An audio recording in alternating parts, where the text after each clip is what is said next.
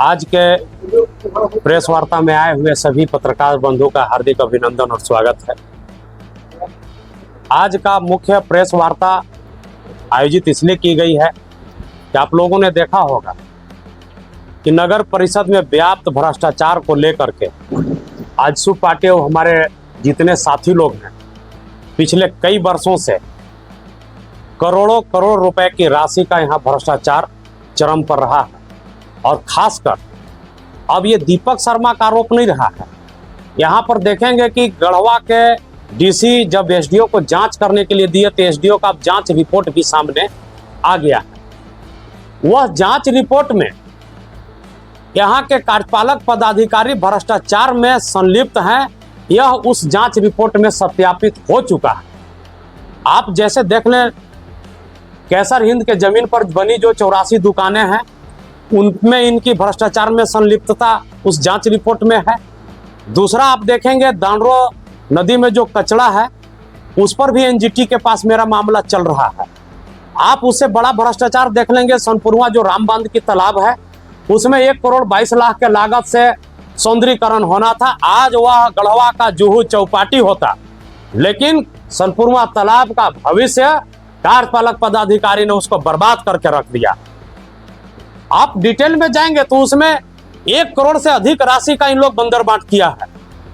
इन सब विषयों को मुखर होकर के हमने और हमारे आजसू पार्टी के साथी ने जो प्रमुखता के साथ हम लोगों ने भी आवाज उठाया और भ्रष्टाचार के विरोध में जाया गया।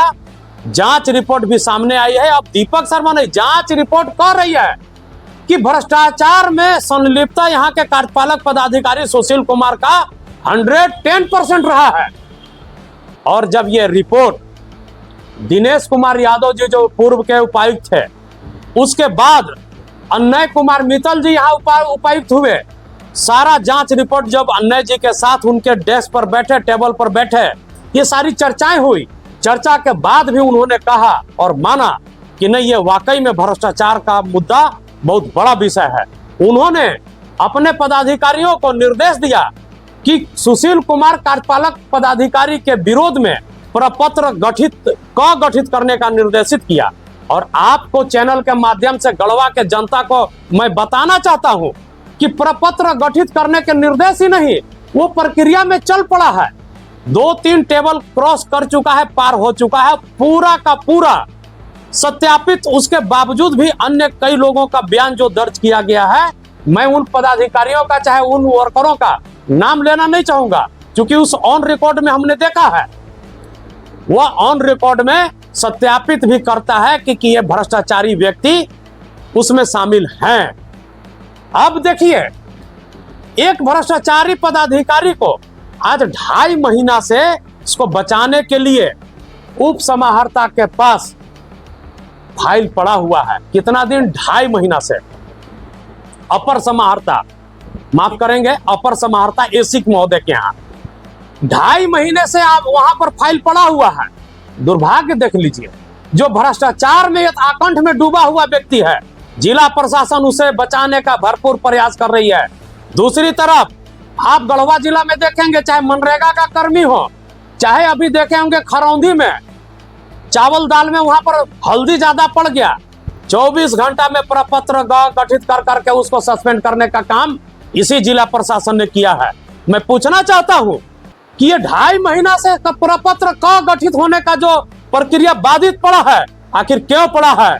डीसी महोदय और एसी महोदय को बताना होगा। आजसू चुप बैठने वाले नहीं है। दूसरा बात बता दें कि कार्यपालक पदाधिकारी ने अभी 7 तारीख को बाई पोस्ट मुझे, जिस मकान में अभी हम लोग मौजूद हैं, इस मकान को अवैध घोषित कर करके मकान तोड़ने के लिए नोटिस जारी किया है। बहुत ही हास्यास्पद है और दुर्भाग्य है। हम तो कह रहे हैं कि अकील के बलिहारी वाला कैटेगरी पर काम कर रहे हैं ये नगर परिषद पदाधिकारी। हम बताना चाहते हैं गढ़वा की जनता को, ये आपके चैनल के माध्यम से, ये स्कूटी नहीं है, ये है जूनियर इंजीनियर। और जूनियर इंजीनियर को यहाँ के पूर्व मिस्टेक विधायक ने बाय जबरदस्ती स्कूटी बना करके अब गढ़वा को लूटने के लिए बैठा दिया गया है। ये परिस्थिति है।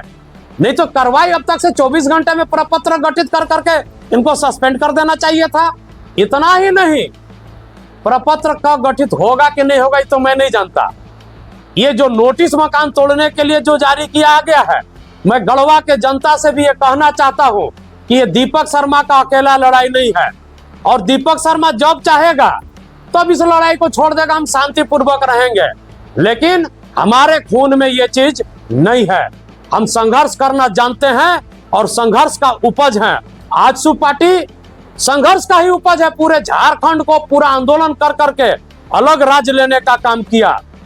इसलिए एक एक सिपाही और एक एक पदाधिकारी हम लोगों का संघर्ष के पथ पर लोग आगे चलने वाले हैं।